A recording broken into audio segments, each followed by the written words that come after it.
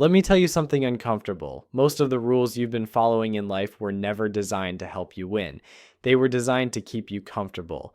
Today, I'm going to share 6 brutally honest truths. Not motivational, not inspirational, just accurate. And if you actually internalize even one of them, you'll start operating with an advantage most people never get. Let's start with the one that quietly controls your behavior every day. 1. Nobody's paying attention. You walk into a room and immediately feel it. Your posture, your clothes. That one thing you said that sounded normal in your head but weird out loud, your brain goes, everyone noticed. Here's the truth. Almost nobody is paying attention to you. Not because you don't matter, not because you're invisible, but because everyone else is too busy starring in their own internal drama. While you're replaying that sentence you said 5 minutes ago, someone else is replaying something they said 5 years ago. While you think people noticed you stumble over a word, they're thinking about lunch. Psychologists call this the spotlight effect. Your brain thinks you're the main character in a movie no one else bought tickets for. And once you truly understand this, something shifts. You stop over-editing yourself. You stop waiting for perfect. You start acting. Because the fear holding you back was based on an audience that doesn't exist. But here's where it gets interesting. Even when no one's watching, most people still don't move. Which brings us to the next truth. 2. Confidence comes after action. Most people are waiting to feel confident before they start. That feeling? It's not coming. Your brain does not hand out confidence in advance. Confidence is not a prerequisite. It's a receipt. It shows up after you act. Waiting to feel confident before you begin is like waiting to get strong before lifting weights. Your muscles are like, that's not how this works. What looks like natural confidence is usually just familiarity wearing a cool jacket. The calm speaker, they've survived enough talks to know the ceiling won't collapse. The person who starts conversations easily, they've already lived through the awkward ones and didn't die. Every time you take action while unsure, your nervous system updates its files. Oh, we lived. Interesting. That's how confidence sneaks in. You don't need motivation, you don't need permission, you need motion, but action alone isn't enough because many people act and still get ignored. Here's why. 3. Being liked is not the same as being respected. You were probably taught this lie early on. If people like you, things will go well. Doors will open, opportunities will appear. Life will reward you for being agreeable.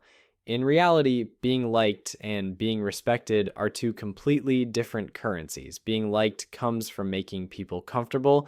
You agree. You soften your edges, you laugh at jokes that aren't funny. You say, it's fine when it absolutely is not fine. Your brain calls this social survival. Respect comes from something else entirely. Boundaries, consistency. Doing what you said you'd do, even when it's inconvenient. Saying no without explaining yourself for 20 minutes. And yes, respect often makes people uncomfortable because it reminds them you're not a background character in their story. Here's the unfair advantage. You don't need universal approval. You need credibility. Being liked feels good in the moment. Being respected pays rent. But even when you know this, your own mind will try to sabotage you, which leads to the next truth. 4. Your brain is not on your side.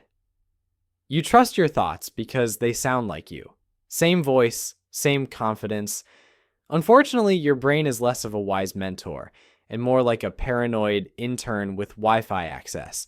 Your brain's job is not happiness, it's not fulfillment, it's survival. And survival software is ancient, dramatic, and deeply suspicious of change. That's why your brain treats embarrassment, rejection, or trying something new like a life-threatening event. From a neurological standpoint, negative thoughts stick harder than positive ones because missing one threat used to get people killed. So now, one awkward moment outweighs 100 neutral ones. Your brain calls this useful information. You call it overthinking at 3 a.m. The advantage isn't silencing your thoughts, it's learning to treat them as suggestions, not commands.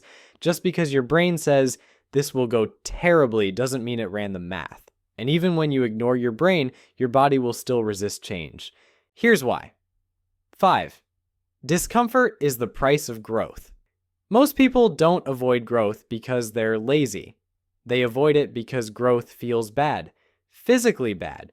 Sweaty palms, tight chest, your nervous system screaming, "We are in danger," even though nothing is happening. Your body is designed to keep things familiar, not optimal.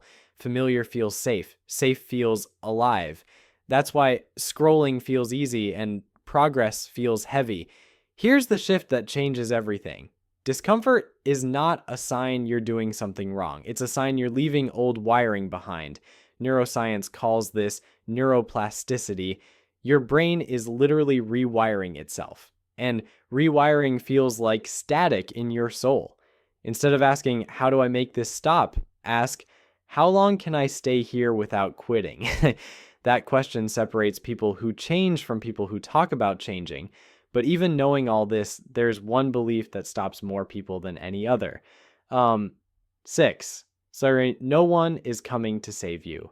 Ian, this is the least comforting truth and the most powerful one. There is no perfect moment coming, no signal, no invitation, no authority figure showing up to say, "Okay, now you're ready." Everyone you admire started while being unqualified, uncertain, and figuring it out as they went. They didn't wait for clarity, they moved, adjusted, failed, learned, and later pretended it was intentional. Psychologically, this is called locus of control. People with an external locus wait for circumstances to change. People with an internal locus decide what they can control and act there. Responsibility is terrifying, but it's also incredibly empowering. The unfair advantage is realizing this. Rescue fantasies are just fear wearing a hopeful disguise. The moment you stop waiting for permission, your options multiply. You don't need to become someone else. You don't need to fix everything at once. You need to take one small, honest, uncomfortable action and own it, because the hero of your life story is already on screen. They're just waiting for you to stop watching and start directing.